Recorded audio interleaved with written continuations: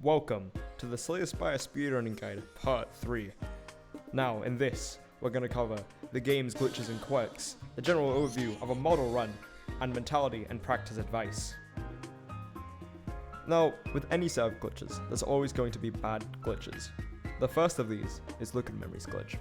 Let's say you play a card, and then you immediately bring it back with Liquid Memories, and it's the only card in your discard pile. That card will now retain its original cost. So you play Bludgeon, it's the only card in your discard pile, you immediately bring it back with Liquid Memories by clicking it too quickly. That card will now cost 3.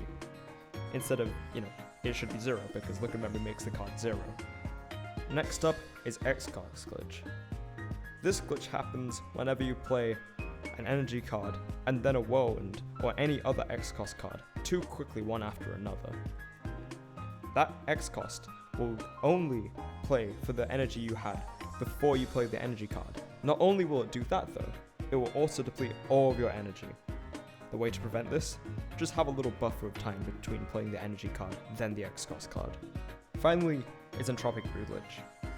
Now, with Entropic Brew, if you use it at the end of a fight, as it's resolving, you will not get any or all of the potions you'd usually get out of Entropic Brew.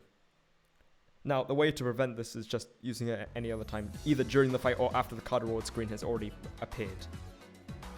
Now, for these next few glitches, I have to explain node buffering, which essentially, you have to click the next node, but at the same time as you're clicking the next node, you have to open your map, or close your map rather, using your keyboard.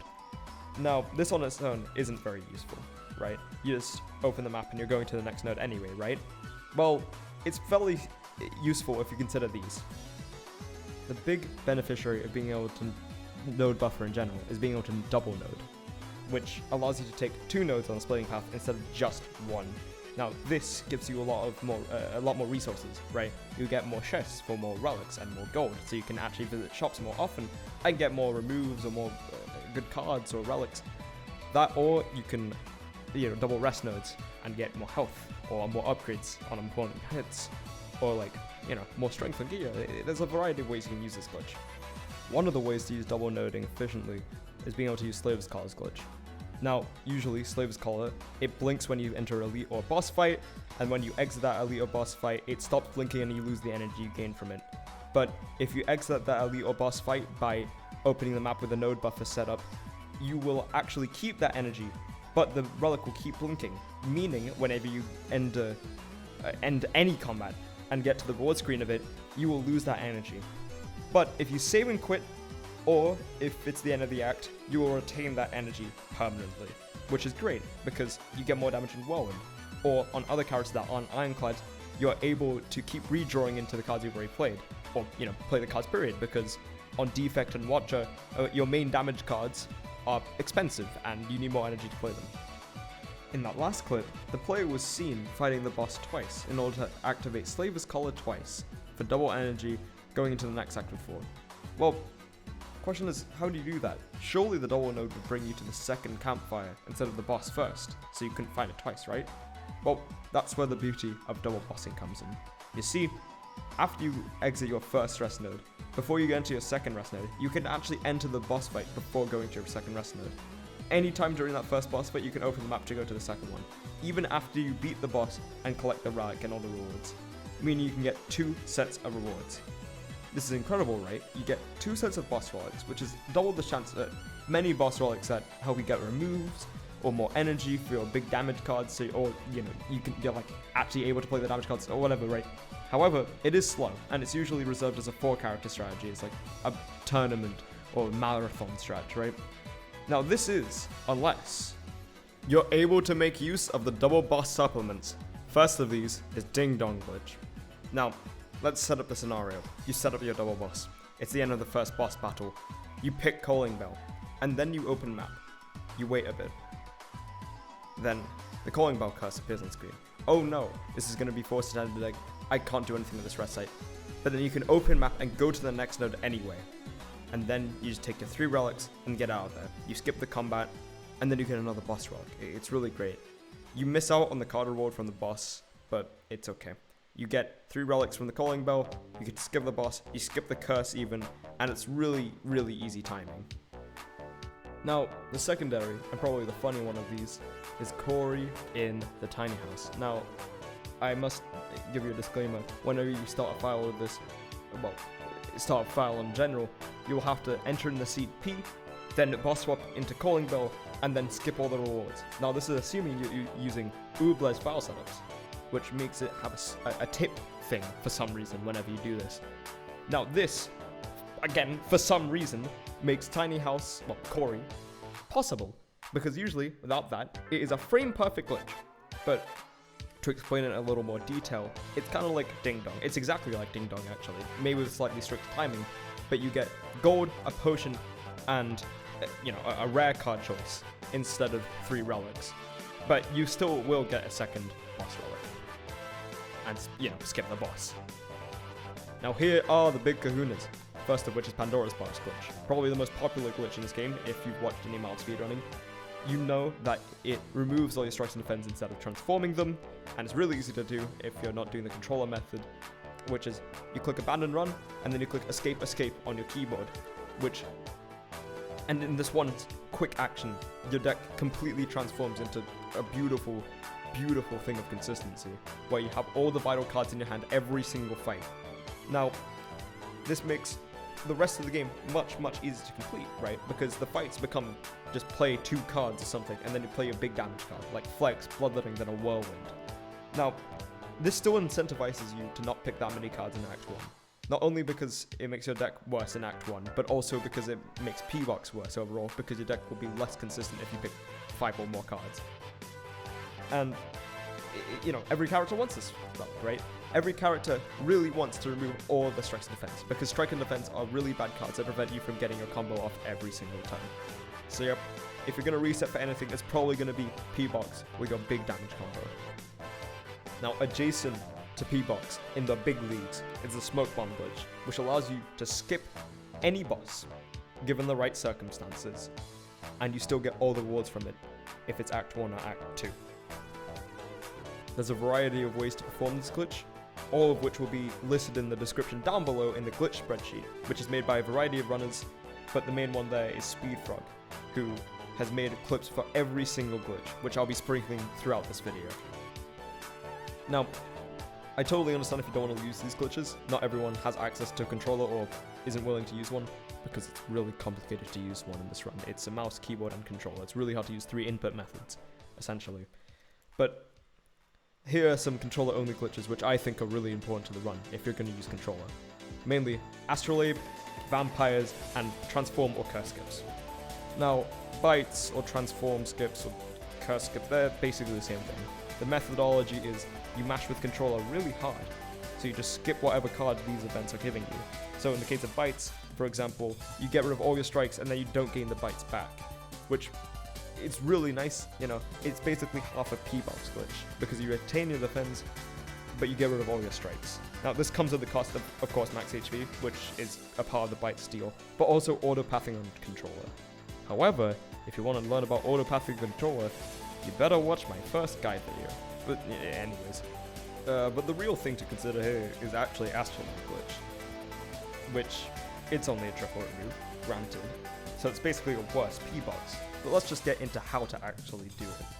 You're gonna have to mash into the next act as you're picking up Astrolabe with controller, smashing the proceed button. And then, if all goes well, hopefully the card selection thing will appear when you close the map of the next act, which is good. That it's a sign that it's actually working. Then you have to buffer the first node of the act using the escape key or the deck key. And then you have to click escape again or deck again in order to close those screens. And then you have to wait for this dark thing to go across the screen. Wait for the screen map, essentially. And after you wait a little bit after that happens, you have to click 3 cards from your deck that you want removed. And then, as you're clicking the 3rd card, you open the map in order to go to the first node that you buffered, which removes the cards instead of transforming them. In the case of bite skip and, Astrolabe triple remove, why would you actually do these glitches when you could just reset for P-Box and get all the benefits of those 2 glitches in one package? Well, the main thing to consider here is that what if you don't find P-Box but you find Astrolabe and you have a really, really strong run going in Act 2, but you need removed? then you need to learn how to do Astrolabe triple remove if you're using controller.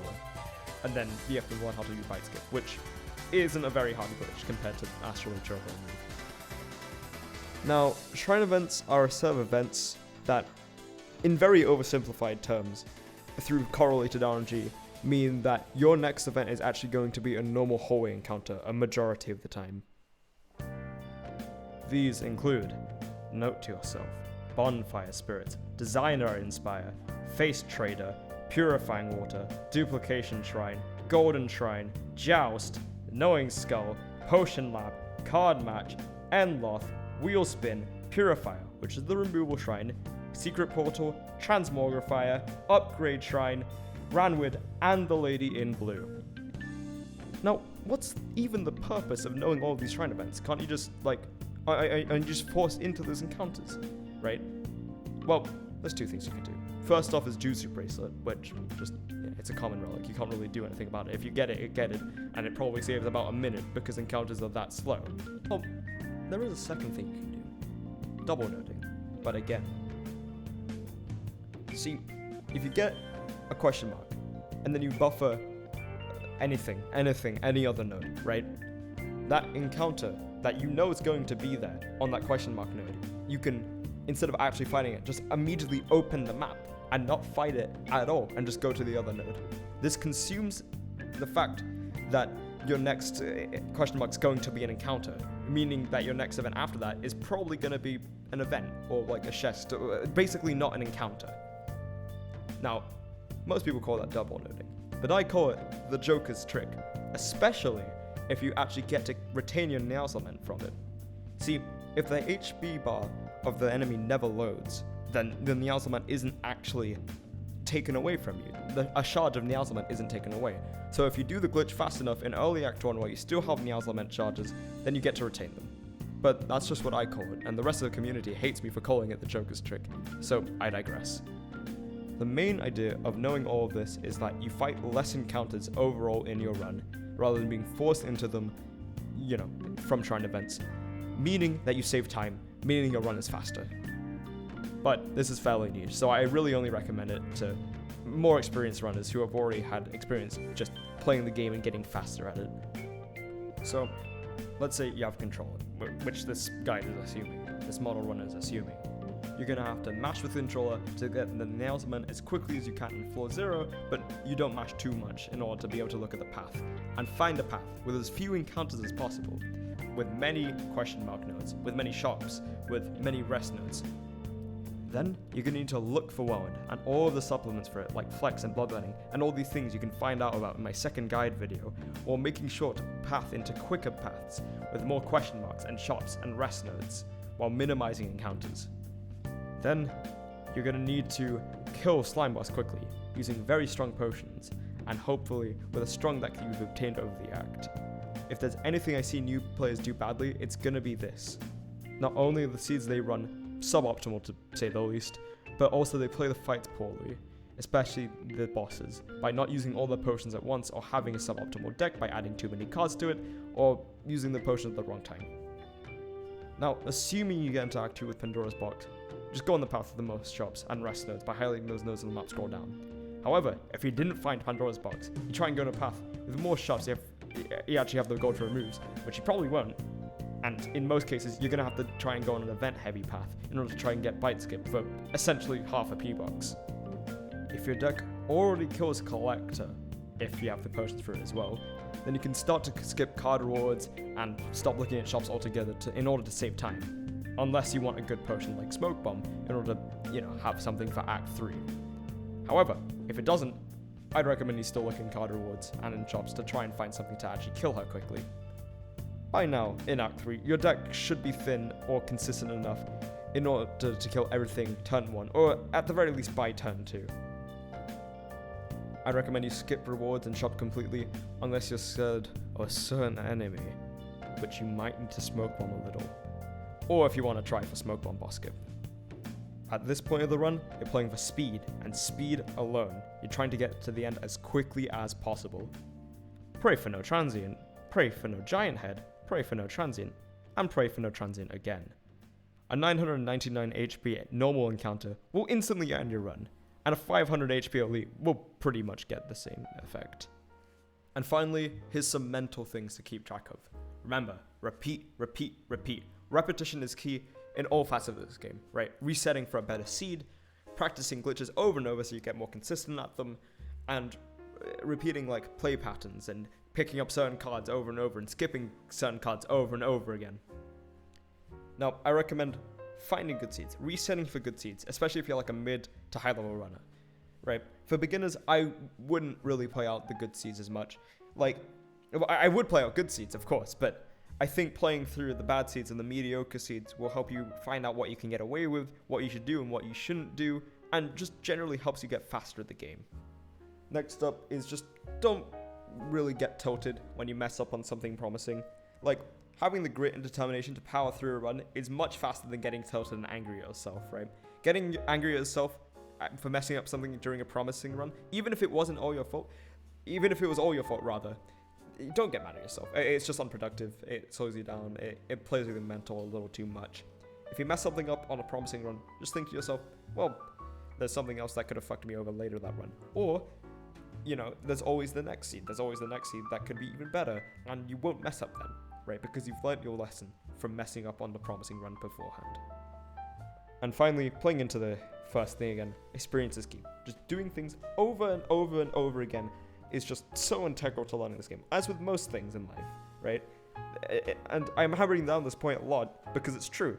The only really good way to get better at this game, as a speed game, is just repeat, repeat, repeat, and having more time and being able to be efficient about the grinding time that you put in. And that's all. So, if you have any questions, put them in the comments below. I'll put some resources in the description, like the speedrunning server and the glitch spreadsheet, as well as a few other things that will help you start running, or help you run better while you're already running, whatever the case may be. Thank you for watching, and goodbye.